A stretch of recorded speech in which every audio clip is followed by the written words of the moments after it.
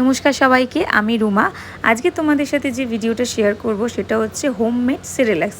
আমি রুদ্রিকাকে ড্রাই ফ্রুটের যে হোমমেড সেরেল্যাক্সটা খাওয়াই সেটা আমি কিভাবে বানাই সেটা তোমাদের সাথে আজকে শেয়ার করে নেব। শুকনো খোলায় আমি প্রথমে মাখানাটাকে একটু ড্রাই রোস্ট করে নেব। ততক্ষণ রোস্ট করব যতক্ষণ একটু ক্রিস্পি ভাব চলে আসে, তাহলে আমার কি হবে, এটাকে গুঁড়ো করতে সুবিধা হবে। তারপর কিছুক্ষণ ঠান্ডা করে সেই মাখানাটাকে আমি ভালো করে গুঁড়ো করে নেব, এবং গুঁড়োটা আমি কিন্তু একটা ছাঁকনি দিয়ে ছেঁকে নেব যাতে ভালো হয় গুঁড়োটা।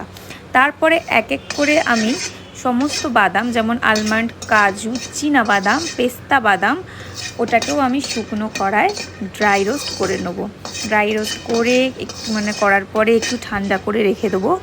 ঠান্ডা করার পর আমি আবারও এটাকে মিক্সার গ্রাইন্ডারে ভালো করে গুঁড়ো করে নেব।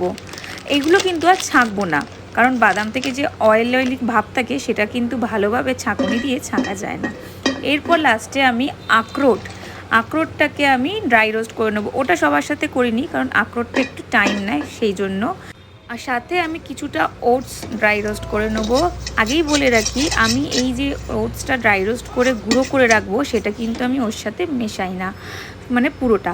কিছুটা আমি কিন্তু রেখে দিই একটা আলাদা ডিব্বায়, যখন আমার ওটস খাওয়ানোর হয় সেটা খাওয়ানোর জন্য। তো যাই হোক, ওটসটাকেও আমি ভালো করে গ্রাইন্ড করে নিলাম, এবং এটাকেও আমি ছেঁকে নেব। যদি কোনো দানা বা মোটা দানা থেকে যায় সেটাকে আমি আবারও কিন্তু গুঁড়ো করতে মিক্সারে দিয়ে দিই। তো দেখো, এইভাবে কিন্তু আমার সমস্ত পেস্ট রেডি হয়ে গেছে। এবার এই সমস্ত পেস্টগুলো আমি একসাথে মিশিয়ে একটা কন্টেনারে, এয়ারটাইট কন্টেনার বা জারে আমি রেখে দেবো, যাতে এটাতে কোনোভাবে হাওয়া না লাগতে পারে। হাওয়া লেগে গেলে অনেক সময় ডেলা হয়ে যায়, সেই জন্য।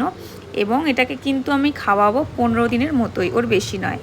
তো এটা রেডি করতে হয়, প্রথমে গরম জল, একটু উষুম গরম জল ফুটিয়ে তার মধ্যে 1 চামচ কি 1.5 চামচ, ও যখন যেরকম খায় আমি বুঝি, সেই হিসাবে আমি সেটাকে দিই এবং ভালো করে একটু ফোটাই।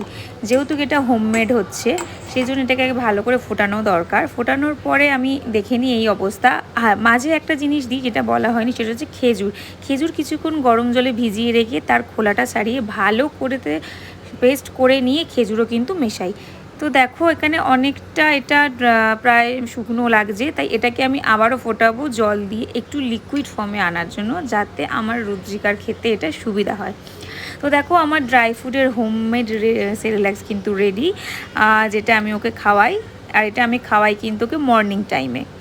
তো তোমাদের এই রেসিপিটা কেমন লাগলো অবশ্যই জানিও। আশা করি অনেক মায়েদেরও এটা হেল্প হয়ে থাকবে, কারণ যারা বাইরের খাওয়াতে চায় না তারা কিন্তু ঘরে এটা করে খাওয়াতেই পারো। আর খুব শীঘ্রই আমি তোমাদের হোমমেড রাইস সেরেল্যাক্স কীভাবে বানিয়ে রুদ্রিকাকে খাওয়াই সেটাও কিন্তু শেয়ার করব। আর সেটা কিন্তু খুব ভালোভাবেই খায়। তো আশা করি এই ভিডিওটা তোমাদের ভালো লাগবে, স্পেশালি যারা যারা নতুন মা হয়েছো বা আগামী দিনে হবে, তাদের কিন্তু এই ভিডিওটা অনেকটাই হেল্পফুল হবে, যারা স্পেশালি হোমমেড খাওয়াতে চাও। আর আমি হোমমেডটাই প্রেফার করি এখনও পর্যন্ত ওর জন্য।